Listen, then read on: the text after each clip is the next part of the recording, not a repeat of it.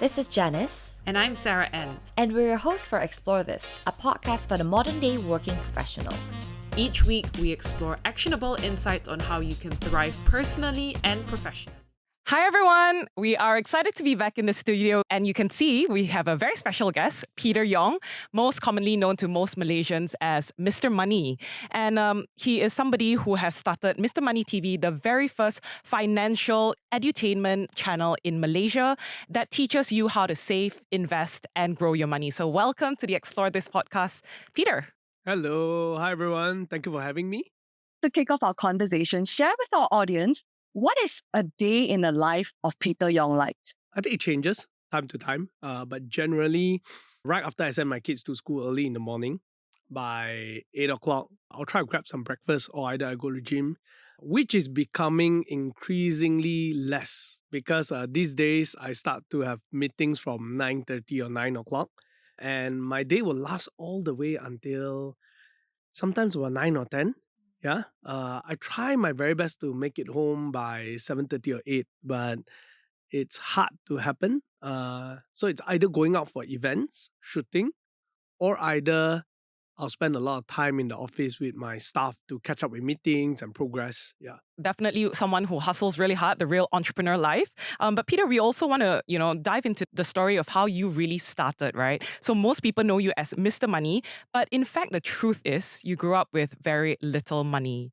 And that story that when Janice and I first heard it for the very first time, it definitely moved us because you also, identify with someone who came from very humble beginnings. And in fact, you had to move houses many times as a child to, escape debtors. And, what was that story like growing up for you as a child as mini Mr. Money TV? So as I was growing up, the one thing that my mom always tell me is that we don't have enough money. What happened is that because I was still very young during that time, I was kind of oblivion about it. But the only thing I knew was that I did not have enough money, right? It only became more prominent when I came to PJ. Because what happened is that earlier on, our family was from PJ, but to run away from debtors, they went to Kajang. And in a small town like that, you don't really feel the difference between no money and with money because generally everyone is just like that, right? You buy toys, you buy from the grocery store that is just next to like the mama, something like that. Until when I came to PJ, I start learning that, oh, wow, really there's a difference. Because when you go to school, you start seeing your friends playing toys that are from proper Hasbro. The Superman really looks like a Superman this time, right? It's not like during my time when we play Superman doesn't look like Superman. The Transformer doesn't look like a Transformer, and when you see your friends playing it look exactly like what it was in the cartoon screen. And it doesn't help when you also have certain friends who will make fun of you. So I had that experience where I still recall when I was 12 years old, this group of girls actually went right in front of the school gate just to wait for my mom to pick me up. They started laughing. Yeah, and the next day I went to school, then they laughed at me. They say, "Oh, your mother drive a 老爷车," which is a old Yeah, car. Oka. And so what happened was actually the day before that, one of the girls saw it. So she called all the friends to come down just to laugh at it. And the next day to laugh at me. Lah. She really went the extra mile to Oh, make yeah, sure yeah, she yeah. brought her friends along. Yeah, and what I found was that actually, apparently, she actually liked me. Oh, that was the reason. That was her way of, definitely I did not like her back, Yeah, right, yeah. with that incident. But we were 12 anyway, yeah. Yeah. So that kind of shaped a lot of my thoughts about money as I grow up. It's that you have no money. And because a lot of things that we tried to do, like as I was a kid, like going out with friends and so on, I was quite a bad boy. I also stole money from parents. At one point, I even stole from friends, right? Because there was this guy who stole. He was a rich kid, but he just enjoyed stealing. And I caught him stealing. And then he told me that, hey, actually, it's quite fun. I was like, okay, lah. So I stole one thing. And that, which later, very much later, when I was 20 plus, when I started working, I felt really bad. And I went over to the parents' house and I say, hey, actually, I'm so sorry. That time I stole your Many years ago. Yeah, many years ago, I stole your son's phone. And here's a 800 ringgit for the Wow. phone that I stole. Yeah. And the auntie was like, everyone was young before you did something Very stupid. gracious. It's fine, Yeah. and I still insisted, but she refused to take the money. Even when thinking about studies, right? You always come from that point where you have no money, therefore your only choice is to go public university because that's what my mom always said. So among my friends, when they were thinking about what to study, I didn't have a plan. For me, it was very simple. My mom said, go to public university, go to Form 6. So my friends were all talking about studying pharmacies, engineering or anything. I didn't have to worry about that. Yeah. The decision was made for you. It was made for me. It's just whatever course that you're given, go and study it. That's all. Maybe because I was the youngest and I was a bit carefree, so I wasn't too bothered about it. And I did enjoy studying anyway. So I was like, whatever, just live life as it is. And that was how it was during that time, because it's not to say that my family wasn't rich before. My dad used to be pretty rich and he went to bankruptcy. And because of that incident, a lot of friends who were once friends distanced themselves from him. And because of that, he always told me this thing. He said that relationships are more important than money. I use that as my motto to be lazy, to not think about money, to not figure it out, to just say that since relationship is more important, there's no need to figure out money because it's not that important. And that was the me previous to being aware about the importance of it. And I guess what was quite interesting as well is that you went into university not doing a finance degree, as many might think, given where you are now today, but you actually studied a human development management degree, which is quite an interesting degree.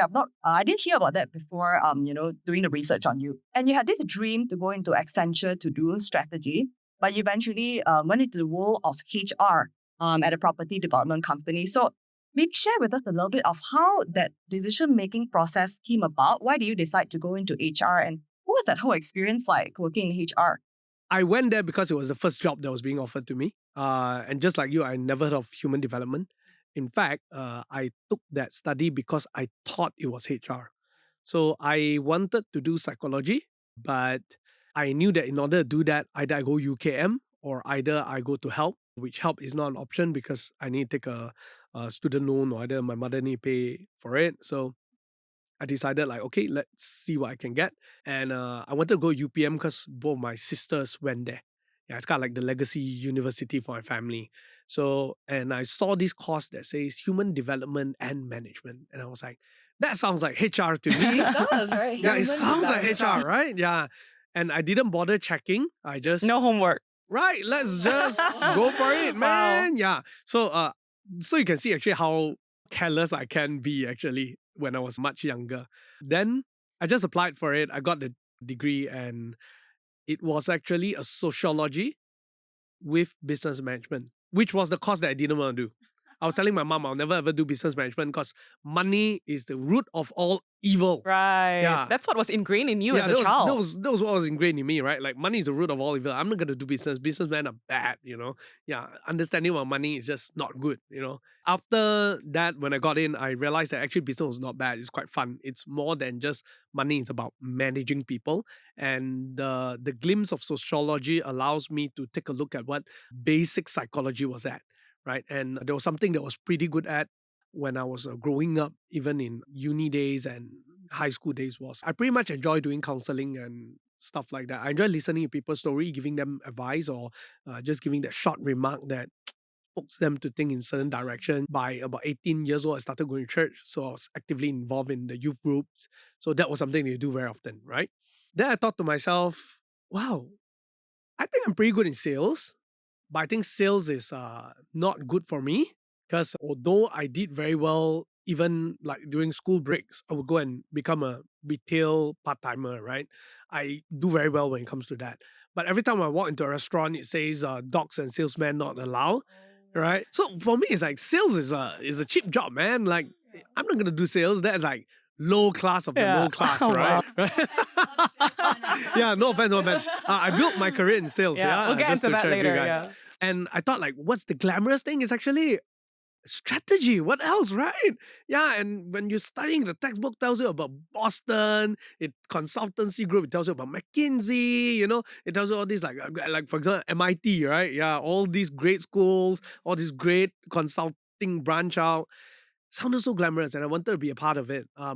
definitely I tried applying. I tried applying for even Shell and all those. Obviously, I got rejected. I didn't hear back. Yeah, they ghosted me. Ouch. Yeah. And when I came out, I applied for a few more that is outside of this. I still recall I applied for Standard Chartered, Crafts, and Honeywell, and then Genting. Yeah, I wanted to work with big companies as usual, glam, right? And Genting was the first one who responded to me, and the VP then offered me a job on the spot. Yeah, HR. After that, I started getting calls from some of them, like Honeywell and Standard Chartered. I had to reject. Yeah, even for the interview. So I kind of took that job a little bit too early, but it did spring me into wherever I am today. Right? But you were only there for what, a very short period of time, wasn't it? Yes, that's right. Yeah. During that time when I was there, I learned this one thing. I came to realize that to live comfortably in PJ or KL area, you need at least 15,000 ringgit. So I thought to myself, like, wow, where can I get the money? If I'm not going to depend on my wife, I'm going to be myself, then how am I going to earn that? So that got me on a quest to start thinking like, it's not about money. It's about in order to live the life that you think is comfortable, money is an important component to achieve that. So that kind of changed my perspective towards it. And I just went, okay, now that I know this is the life I want, this is how much I need. So how am I going to get this money to live the life that I want? Yeah. And naturally in the corporate, if you want to be earning 20,000 a month, you're either a super high flyer in the right company, or either it's going to take you forever, right? And I can't wait till 50 before I think about getting married. You're talking about probably about 30s in my opinion, that time, right? Yeah. So I started asking around, like, what company provides that? Does my company get there? And I realized that no one in my company gets probably a 5-figure by 30, right? Especially if you stay there and progress normally. I read some books and I thought to myself, if I were to start a business, I don't think I have the risk appetite to do it, and I don't think I have the resources. Then I came across insurance as a career path, and I thought to myself, well, all this while, it's proven that I can talk, I can sell. I've been doing well in it whenever I did part time. So I thought like it's maybe time to take a humble pie and eat my own pill and just build on what you're really good at instead of what you're not good at. Since you're already good in sales, you can communicate, you can talk. Might as well just build upon that and make money of it, right? And that's what I did. So I went to the insurance as a career within about 3 to 6 months. And in fact, you did very well in the insurance industry, hitting like 250K annually before reaching 30, driving BMW, like the whole shebang. And exactly as what you predicted, you were thriving in an avenue where you were doubling down on your strength as a salesperson. Yes. So, one of the things that we've heard you share around that also is it was during that season that you discovered or kind of learned more about how important it was for you to know who your real friends are. And it was that season that, you discovered that lesson. What was that like for you? So firstly, I have to say that that's a very stupid thing to do. Yeah, to be earning money and upgrading your lifestyle at that way. Yeah, it did not help my life. But during that time, I think it's one of those moments where you come to learn that when you come out and start your own business, right? Or when you come out and did insurance at the point, you start to realize that who are people who are willing to even make friends with you, because everyone is scared of insurance agent. Put it this way, most people are scared of insurance agent.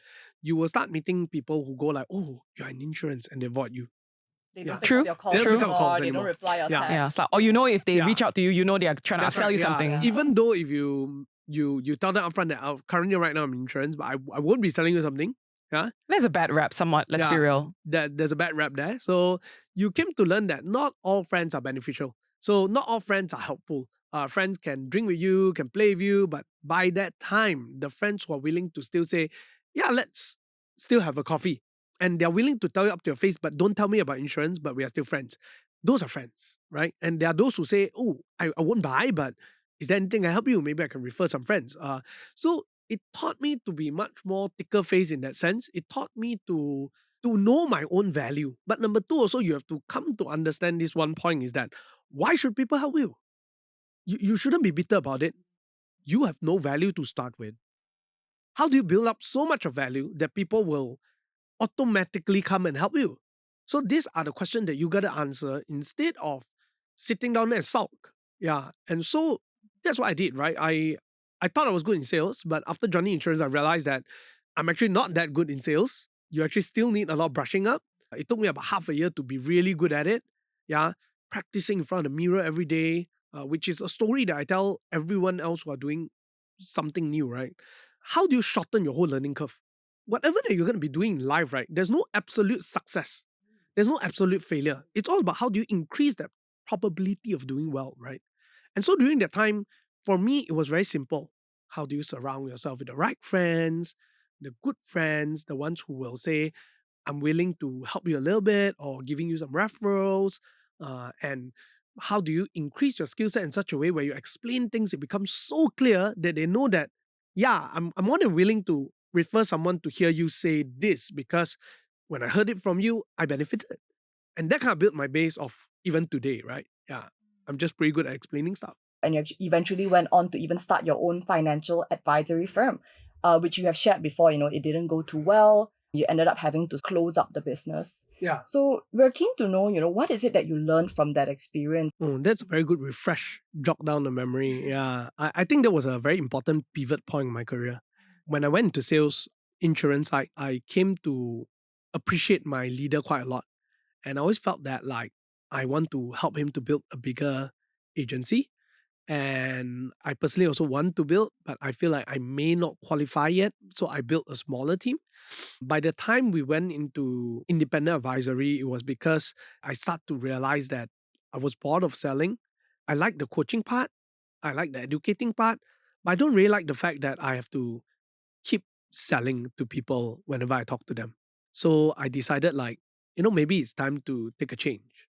And he presented me an opportunity. He said there are a few guys that they know who wants to join together. So I said, okay, I'm willing to come in together with this venture with you, and I'll support you to be the leader. So let me do the training, let me do the management part of things. After about 3 to 6 months, naturally every partner started to have different directions and arguments started arising. Things took a different turn and we had to part ways. And I still recall during that end of the time, my manager was a very nice guy. He was still with me until today. We are very, very good friends. I didn't have a diverging opinion with him. We had the same opinion. It was with other partners. And he told me this one thing. He said that, hey, Peter, social media is growing now.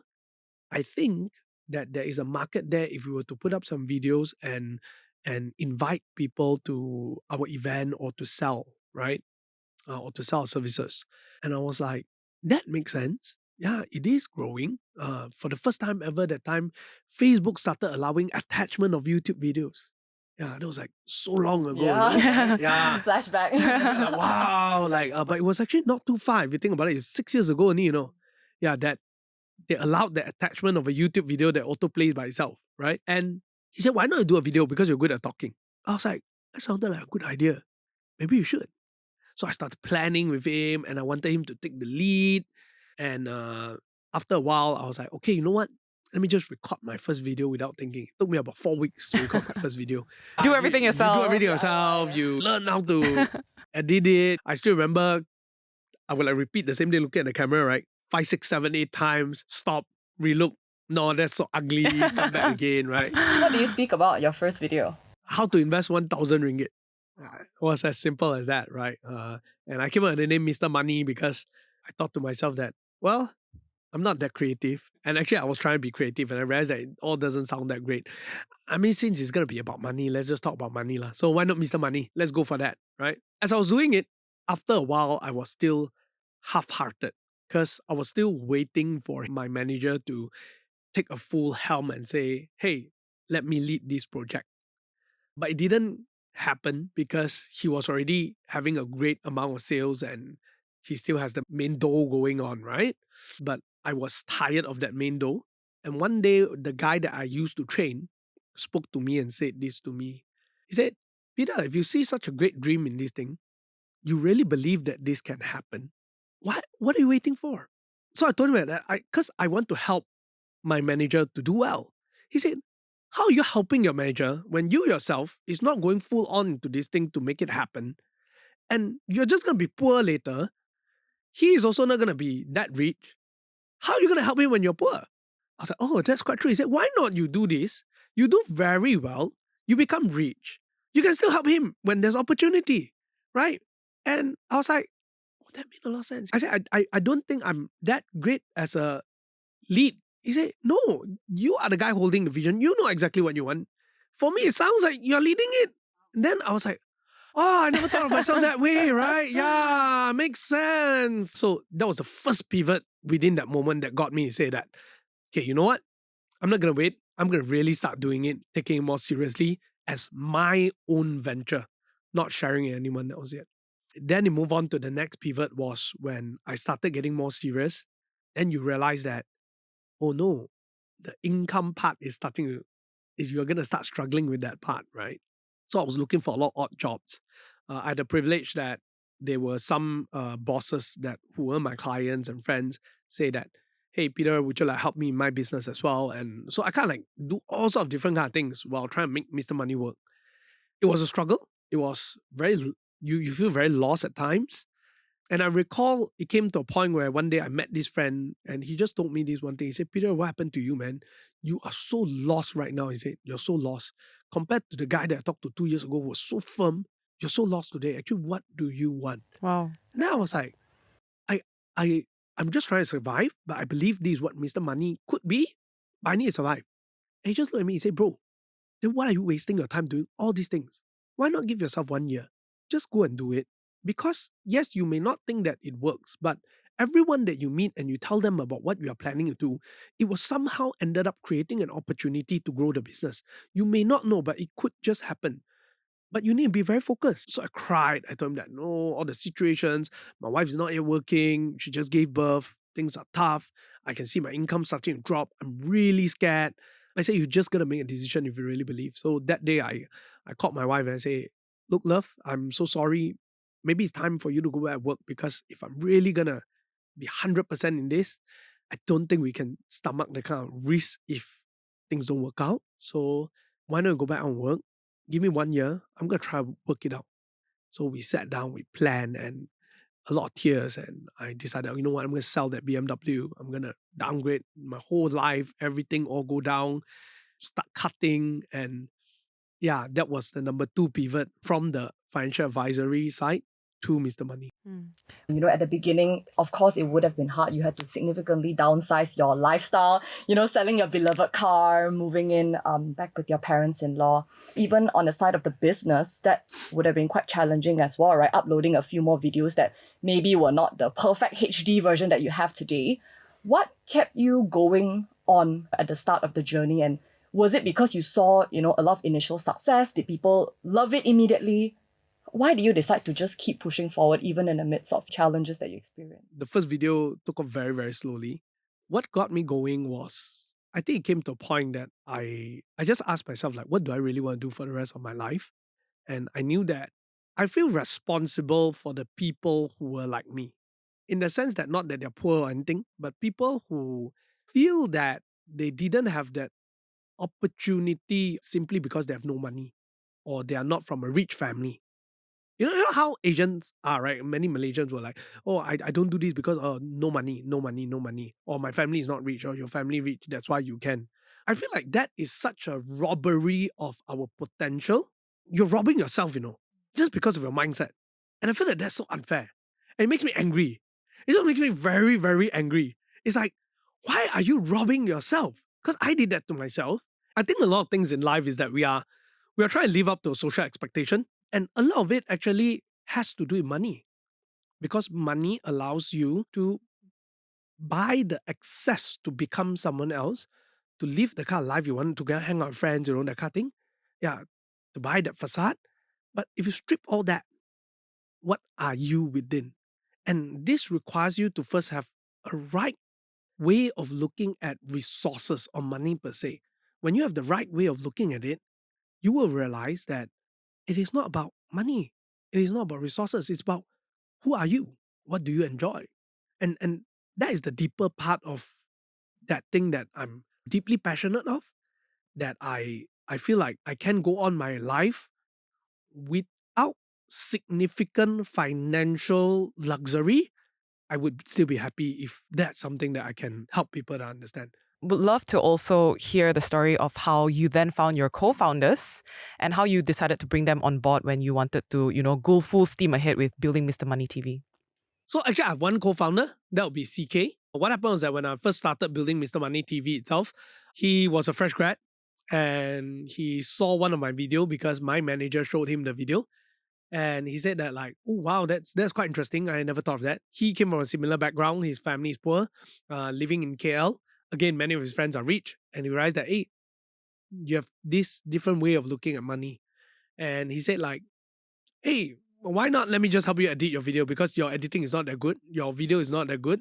Why not let me help you in it because I'm pretty good at that area. And then I asked him like, so since I can't pay you, you can't be working for nothing. Why not you take a share in the company and be my co-founder? Ultimately, the chances of success is higher as well. And I got nothing to offer and you're willing to spend time. Why not we do that? He was like, ooh, let me think twice. Yeah. I told him upfront, so the share means nothing because there's no value in it at this For point. now. Yeah, at the point, there was no value in it. We weren't even getting any brand deals yet. And I still recall in our last discussion where I start drawing out even more clearly to him, we got a message from a brand. Then we both just looked at each other and was like, I think this is a start, right? Like brands are taking notice. Because that time there was no financial institution will never work with smaller KOLs or it's always big stuff, Yeah. right? Especially at that time, like you weren't even a corporation or anything like Yeah, that. at that time don't even have finance, YouTube yet. Yeah. It was just the beginning of influencer marketing, right? I just looked at him, I was like, yeah, whatever that I said, this is the first step that's happening. Then he like, okay, that sounds good. So I gave him a share in the company and he became a co-founder. But in order for him to really come in and work, he actually went out to work to save half a year of runway. Because I told him that I really have no money, right? You just have to build your own buffer. If you're really serious about it, you go and work in the morning. I'll rent an office that is nearby your office. And after work, come in. So I would go in the office at 8 o'clock. He would come after 8 o'clock when he finished work. And we'll work all the way until 3, 4 o'clock before we go home. And I'll go back to the office again at 8 o'clock. Right? So that was the life at that time. Same thing for him, same thing for me. Until 1-2 months before COVID hit, we scored our first brand deal. We said that like, hey, we'll educate people, can you sponsor us? They said, okay, great, we'll give you an amount. We're like, cool. Now we have a little bit of money and we have been struggling to record because it's a co-working space. Why not let's rent a studio?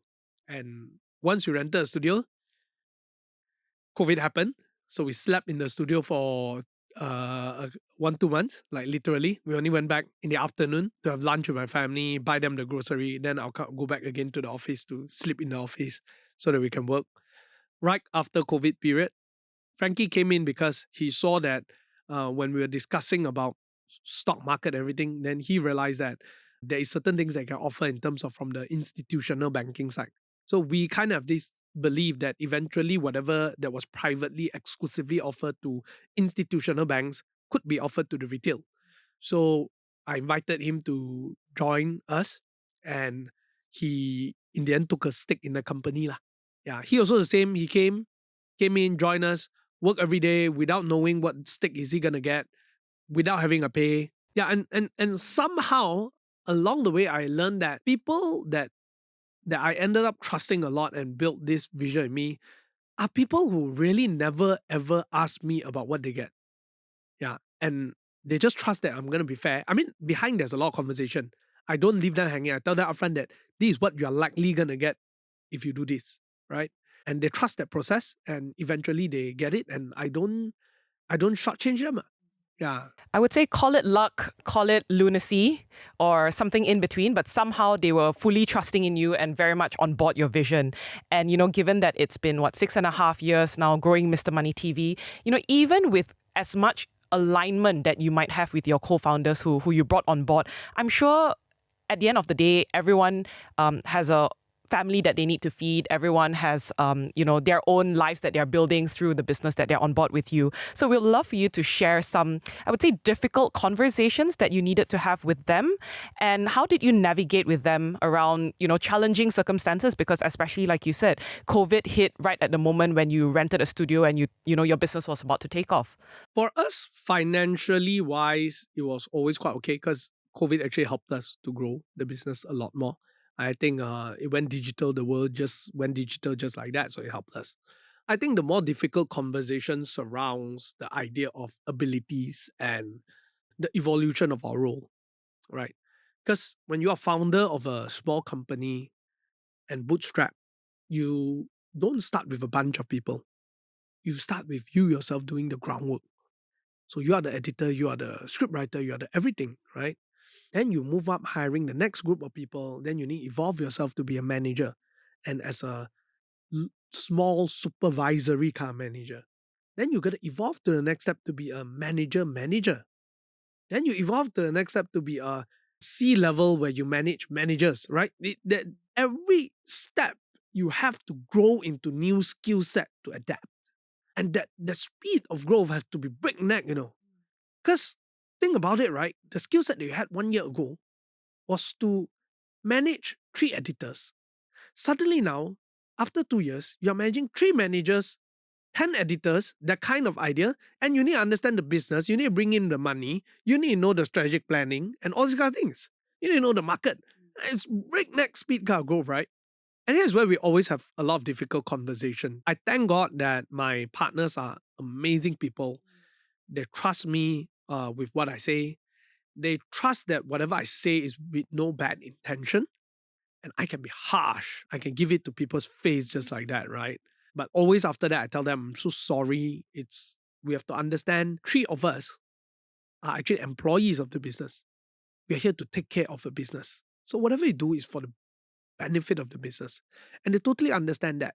So until a point where we recently come to the idea that we spoke to each other is that if we don't think we are able to manage the company well, we can take a back step and resign and hire C level to run the company.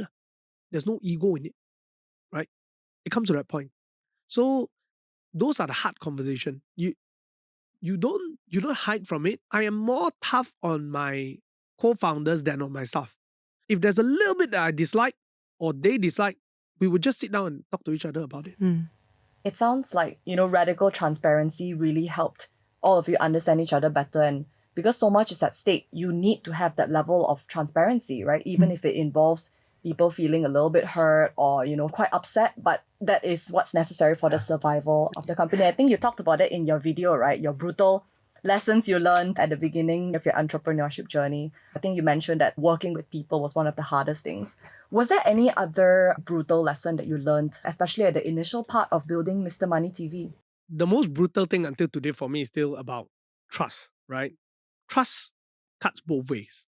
If you don't give people trust, you won't be able to find great partners. But if you give people trust, it could also screw you around. And this is a lesson that I have to learn to balance throughout. And every stage of it, because being a more established company today, we get people who want to partner with us, who want to work with us. I still recall in the early days, I was definitely a lot more inconfident about our position. Yeah. In fact, this is a new learning just fresh from 2-3 days ago when we had our company retreat. I was telling one of my partners that I think I gotta stop depreciating the value of Mr. Money TV because I give away the trust too easily these days. Because in the past, when we were small, your only way to do well and one of the things that you have to do is to seek for opportunity to grow. And therefore, when you seek for opportunity, you give trust much easier to people because you're nothing, right? So you invite people in, you work with them and they F you over, stuff like that. Yeah, I mean, I even had one guy who actually came in before who actually, in the end, after working for a while, asked me for 80% of the company stake. I was offering 40%, which everyone was telling me that's already crazy. Yeah, what on earth are you offering people 40% for? Means that your stake reduced less than 50 between your sharing and your co-founder. Why are you even doing that? And you bring in 90% of the business. So just because I choose to trust, right? And I thank God that every time last minute, I would just knock myself out of it and say, look, this crazy. So when the person offered me, ask for 80, I say, no, let's not work together, right? When people offer to work with me, I tend to see myself as lesser value subconsciously because it's still that very bootstrap, very startup mentality, and things were still rather fresh in my opinion that we are very small. And until today, I still feel like we are very small, right? I don't think we are big.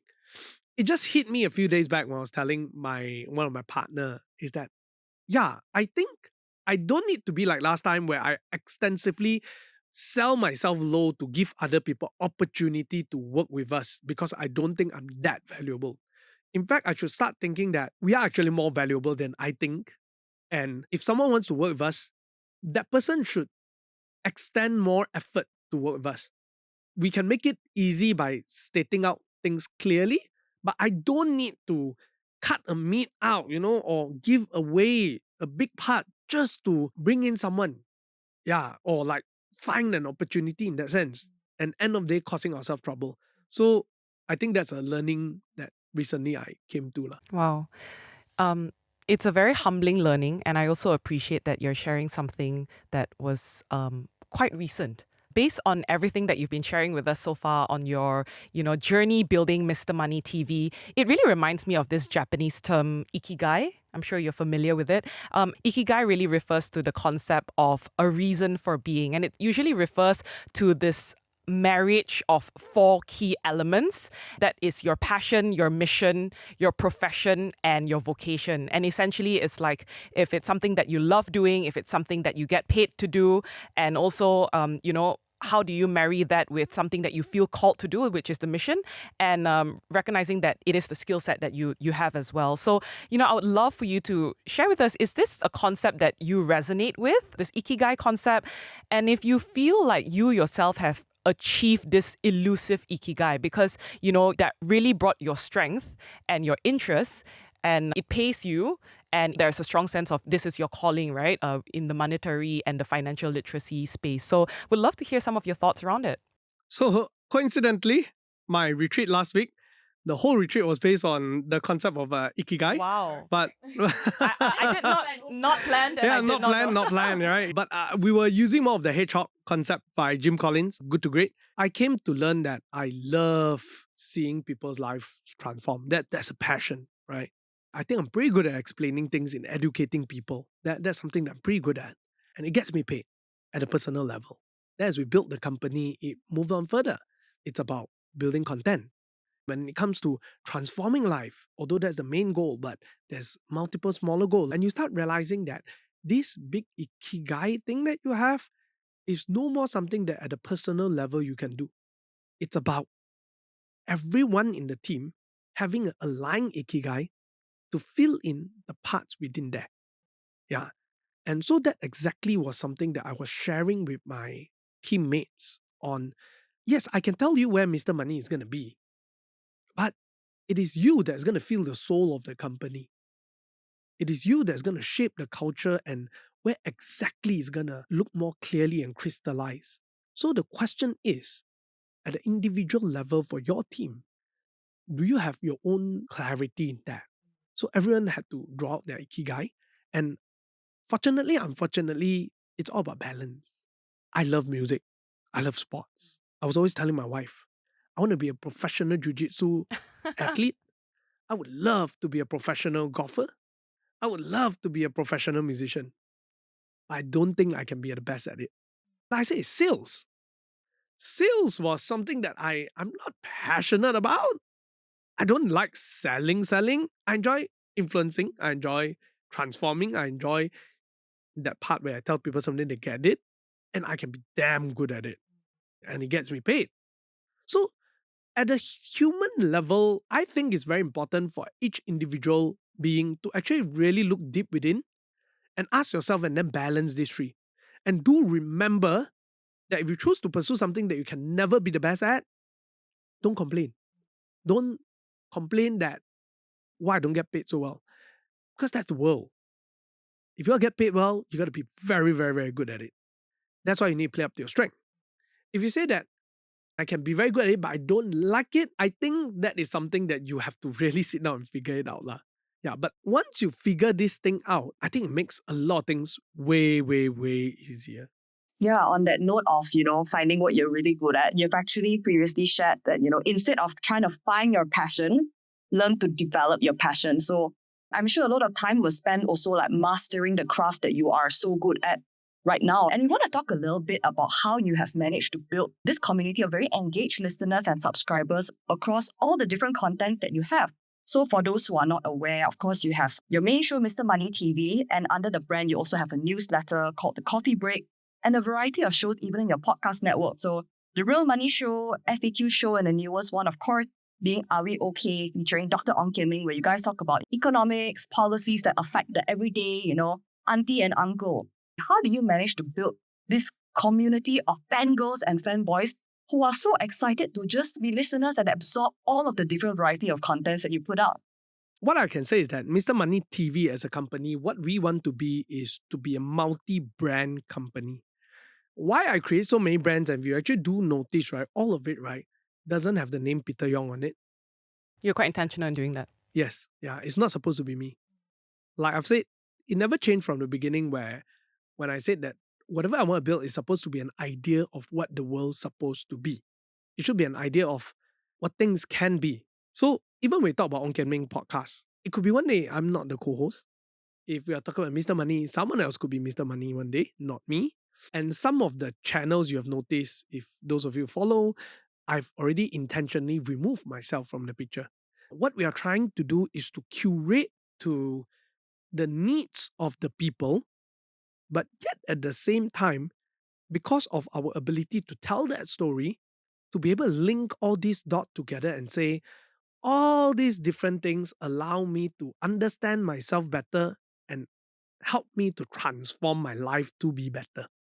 Yeah, so that is actually one strategy that we have. Well, it would be a missed opportunity also if we don't just, discuss the content engagement part with our audience here. But I'm sure they are also equally as curious on the topic of monetization. And, some might call that the big elephant in the room. But, the question that Janice and I also get is like, podcasts can make money, one. And, we are always very transparent and very upfront. And we'll say, if you want to be making money out of podcasting, do not get into it, basically, right? But that being said, right, you've definitely demonstrated that it is possible to get started and, monetizing out of podcasts. That might or might not be the primary avenue, but it's definitely an element to it because you yourself has scaled your business to where it is today, a 7-figure business that was built over the past 6.5 years. So can you share some insights on how you have successfully monetized this part of your business? So for us, podcast initially was a very by the way thing. We saw the trend coming. We thought it's going to grow a lot more slower, but it grew very fast because of KJ, what he did for Keluar Sekejap, right? And that kind of boomed the industry around, right? And because of that, we are monetizing it quite well, I would say.